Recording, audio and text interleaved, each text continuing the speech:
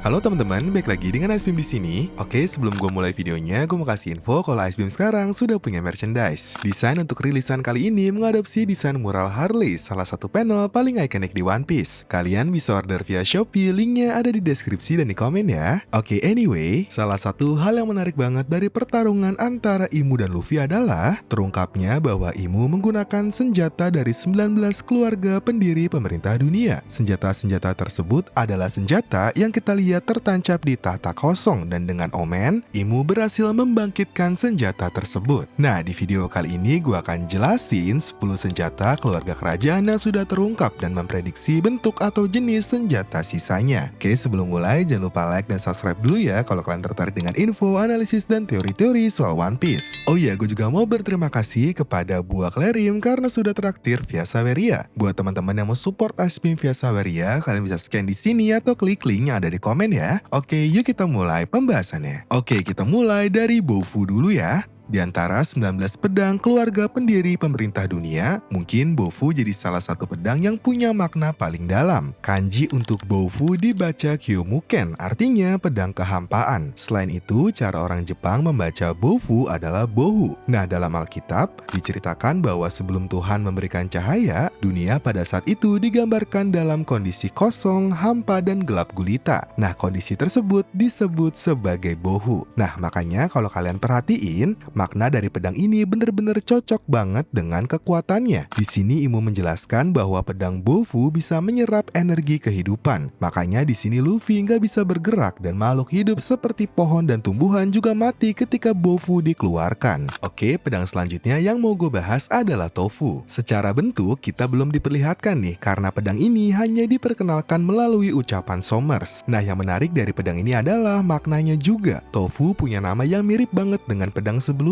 Bofu. Jika Bofu dibaca Bohu oleh orang-orang Jepang, Tofu dibaca Tohu. Artinya, dalam Alkitab, Tohu menggambarkan kondisi dunia yang sedang dalam kekacauan. Jadi kalau bisa disimpulkan, Bohu dan Tohu adalah dua aspek dunia sebelum diberkati oleh Tuhan. Bohu menggambarkan kondisi dunia yang kosong, hampa, dan gelap. Sedangkan Tohu menggambarkan kondisi dunia yang sedang kacau. Jika dari maknanya yang sangat mirip dari segi tema, ditambah nama dua pedang ini juga sangat mirip, besar kemungkinan kalau Bofu dan Tofu adalah pedang yang berpasangan. Jadi mungkin secara bentuk akan mirip dengan Bofu. Oke, beralih ke pedang lain, Nemesis. Pedang yang digunakan Imu untuk menusuk Loki. Dibanding dua pedang yang gue sebutkan sebelumnya, Nemesis ini ukurannya cukup besar. Makanya Imu menggunakan dua tangan. Kalau kita perhatiin desainnya, salah satu yang cukup menarik dari pedang ini adalah kemiripannya dengan Yoru milik Mihawk. Bahkan di satu panel, Imu benar-benar menunjukkan gerakan yang sama persis dengan Mihawk. Di video gue sebelumnya, gue menjelaskan kalau kemungkinan besar Mihawk memiliki darah Celestial Dragon.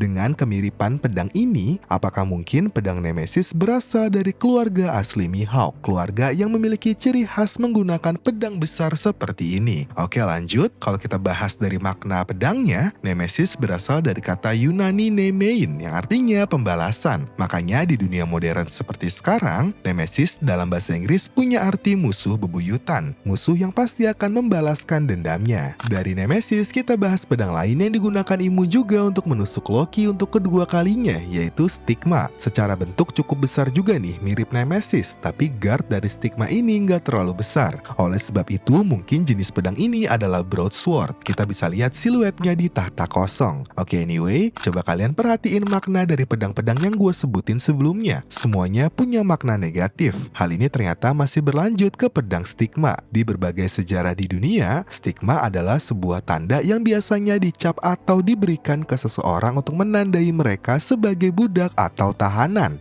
persis seperti yang dilakukan oleh Celestial Dragon ke para budaknya. Oke, lanjut ke pedang Fragarach yang mungkin jadi salah satu pedang terkuat di antara 19 pedang keluarga pendiri pemerintah dunia. Alasannya ada di arti pedangnya. Fragarach berasal dari pedang legendaris dalam mitologi Irlandia milik dewa laut Mananan Maklir. Fafnir. Dalam mitologi tersebut diceritakan bahwa pedang ini bisa menembus apapun, bahkan baju jirah sekalipun. Selain itu, pedang ini juga mampu melemahkan musuhnya hingga rasa sakit yang luar biasa seperti ibu yang sedang melahirkan. Makanya kalau kita lihat chapter 1190, Luffy untuk pertama kalinya bener-bener mengeluh kesakitan setelah ditusuk oleh Fragarach. Sebelumnya seingat gue, Luffy nggak pernah mengeluh separah ini. Oke lanjut, selain mampu memberikan luka yang sangat parah, ketika Imu mengeluarkan pedang ini, auranya juga mampu membuat makhluk hidup seperti pohon musnah secara instan. Persis seperti yang diperlihatkan oleh pedang Bofu. Oke, kalau kita bahas secara bentuk, pedang ini cukup klasik sebenarnya. Jenisnya crossguard dan kemungkinan besar posisinya ada di sebelah kiri katana dan kapak. Oke lanjut, senjata yang dikeluarkan Imu selanjutnya bentuknya bukan pedang, tapi kapak bernama Xingtian. Kalau kita merujuk pada tahta kosong, Xingtian adalah salah satu dari dua kapak yang ada di sana. Seperti senjata lain yang punya kekuatan unik, Xingtian diperlihatkan bisa mengeluarkan api. Kalau kalian perhatiin, ini tuh bukan api omen seperti yang Imu perlihatkan di senjata-senjata lainnya. Ini literally api, karena dari warnanya ini pakai shade terang. Jadi kemungkinan warnanya merah. Kalau kita bahas makna dari senjata ini sedikit, nama Xingtian atau Keiten dalam bahasa Jepang artinya penghukum langit, sosok yang akan menghukum para dewa. Oke, selanjutnya ada Muramasa. Sama seperti Tofu, kita juga belum diperlihatkan bentuk dari senjata ini. Tapi kalau kita analisis dari namanya yang sangat kental dengan nuansa Jepang, hampir bisa dipastikan kalau bentuk dari senjata ini adalah katana. Nah, yang menarik dari pedang ini adalah namanya yang terinspirasi dari seorang pembuat pedang yang sangat terkenal di Jepang bernama Sengo Muramasa. Diceritakan pedang-pedang buatan Sengo Muramasa sangat tajam dan punya kualitas tingkat tinggi, tapi siapapun yang memilikinya dipercaya akan mendapatkan kutukan berupa nasib buruk. Jadi bisa dibilang Sengo Muramasa adalah pembuat Kitetsu di dunia nyata. Karena kalau kalian ingat, Kitetsu di dunia One Piece juga punya cerita yang sangat mirip. Siapapun yang punya juga akan terkutuk dan mendapatkan nasib buruk.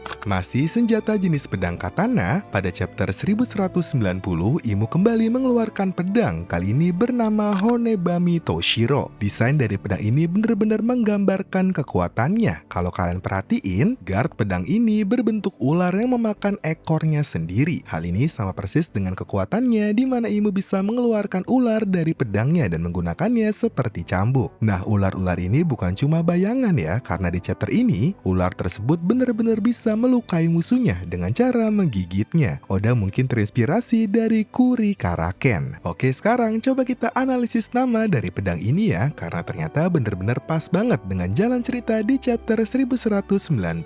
Honebami Toshiro terdiri dari dua kata. Honebami artinya pemakan tulang, dan menurut legenda, pedang ini konon bisa dengan mudah membelah tulang apa aja dan mengamputasi tubuh seseorang dengan mulus. Cocok dengan apa yang terjadi dengan Gaban. Sementara itu, Toshiro adalah nama orang yang membuat pedang ini. Oke lanjut, dari pedang yang digunakan langsung oleh Imu, sekarang kita bahas dua pedang yang diberikan Imu kepada Somers dan Killingham. Pertama kita bahas Gram yang dimiliki Somers dulu ya. Kita bahas dari asal-usulnya dulu. Gram adalah salah satu dari dua senjata yang sudah diketahui berasal dari keluarga apa. Gram berasal dari keluarga Shepard, keluarganya Somers dan Jupiter dari Gorosei. Nah, yang menarik dari pedang ini adalah desainnya. Kalau kalian perhatiin, guard dari gagang dari pedang ini punya duri, persis seperti buah iblis Somers. Kemungkinan besar duri-duri ini tuh nggak tumbuh alami, murni berasal dari buah iblis Somers. Alasannya karena kalau kita perhatiin tahta kosong, kita nggak bisa melihat ada siluet pedang yang punya duri sebanyak ini. Oke lanjut, selain desainnya, kekuatan Gram ini juga masih penuh dengan tanda tanya. Ketika digunakan oleh Imu, bentuk dari pedang Gram bener-bener panjang. Gua nggak tahu apakah Gram secara khusus punya kekuatan untuk berubah bentuk atau ini murni cuma pengaruh omen dari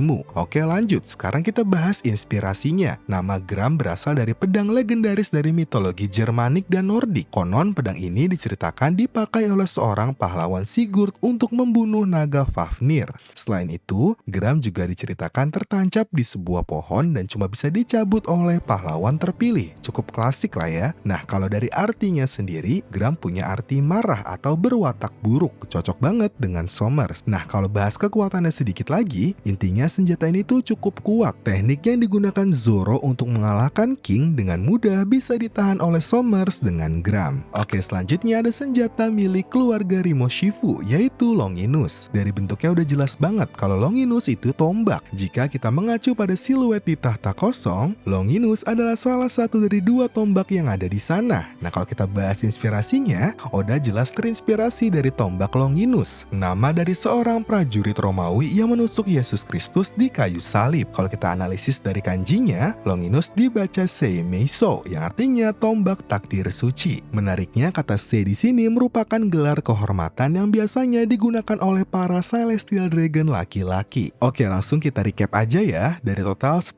senjata yang gue sebutkan sebelumnya, otomatis kita masih kurang 9 lagi. Untuk memprediksi sisanya, coba kita perhatiin siluet yang ada di tahta kosong. Dengan asumsi bahwa seluruh jenis senjata yang gue sebutin benar, yang jelas 9 senjata yang kurang akan terdiri dari pertama, 1 kapak, 1 tombak yang kemungkinan besar adalah senjata Imu di sini, dan 1 katana. Sisanya masih jadi tanda tanya. Tapi melihat dari polanya, harusnya kita akan melihat seluruh senjata ini dalam waktu dekat. Oke, itu dia seluruh penjelasan dari senjata keluarga pendiri pemerintah dunia. Coba komen apa senjata favorit kalian. Terima kasih sudah nonton video ini. Jangan lupa like, comment, share, dan subscribe sebagai makin semangat bikin video.